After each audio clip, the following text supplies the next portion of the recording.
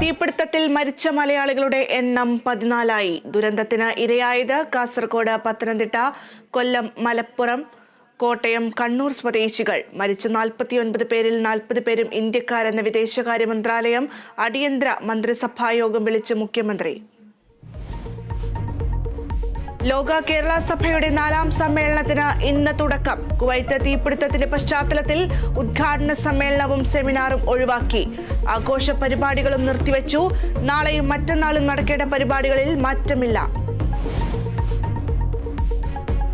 കൊച്ചിയിൽ 2 വാഹനാപകടങ്ങളിലായി 3 മരണം.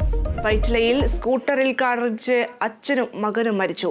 കളമശ്ശേരിയിൽ പോത്തിടിച്ച് ബൈക്ക് മറിഞ്ഞ് കണ്ണൂർ സ്വദേശിക്ക് ദാരുണാന്ത്യം.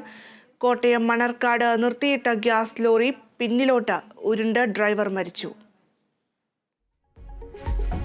മന്ത്രി വീണ ജോർജിന്റെ ഭർത്താവിന് വേണ്ടി ഓടയുടെ ഗതി മാറ്റി എന്ന ആരോപണത്തിൽ വിവാദം തുടരുന്നു. വിശദീകരണവുമായി മന്ത്രി വീണ ജോർജ്. കിഫ്ബി നിശ്ചയിച്ച അലൈൻമെന്റിൽ ഒരു മാറ്റവും വരുത്തിയിട്ടില്ല. കള്ളപ്രചാരണത്തിനെതിരെ മാനനഷ്ട കേസ് നൽകുമെന്നും മന്ത്രി. എയിംസ് വിഷയത്തിൽ സുരേഷ് ഗോപിക്ക് മറുപടിയുമായി MK രാഘവൻ. കോഴിക്കോട് എയിംസ് വേണമെന്ന താൽപര്യത്തിന് പിന്നിൽ ദുരുദ്ദേശമില്ല. അക്കാര്യം മറന്നേക്കൂ എന്ന പ്രസ്താവനയ്ക്ക് മുൻപ് സുരേഷ് ഗോപി സംസ്ഥാന സർക്കാരുമായി ആലോചിക്കണമായിരുന്നു.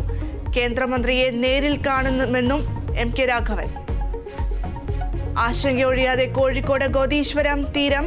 കടലാക്രമണ ഭീഷണിയിൽ തീരദേശവാസികൾ. കടൽ ഭിത്തി നിർമ്മാണം വൈകുന്നതിൽ ആശങ്ക.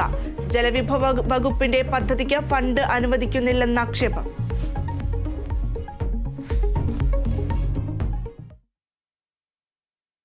വൈറ്റിലെ തൊഴിലാളി ക്യാമ്പിലുണ്ടായ തീപിടുത്തത്തിൽ മരിച്ച മലയാളികളുടെ എണ്ണം 14ആയി.